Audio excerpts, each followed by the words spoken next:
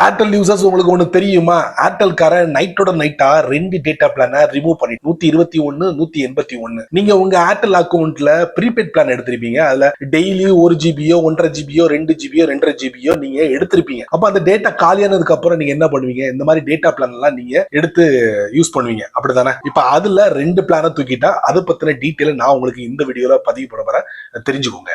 ஏர்டெல்காரன் 2 data பிளான தூக்கிட்டான். 30 day வேலிடிட்டியில 121 181. அதுல என்னெல்லாம் கொடுத்துக்கிட்டு இருந்தான்? 8 ஜிபி கொடுத்திருந்தான் 121ல. 181ல 15 ஜிபி டேட்டா கொடுத்திருந்தான். இதுல ஏர்டெல் எக்ஸ்ட்ரீம் பிளே பிரீமியமும் ஃப்ரீயா கொடுத்திருந்தான். இப்ப அதை ரெண்டையும் தூக்கிட்டு மிச்சம் என்னெல்லாம் இருக்கு?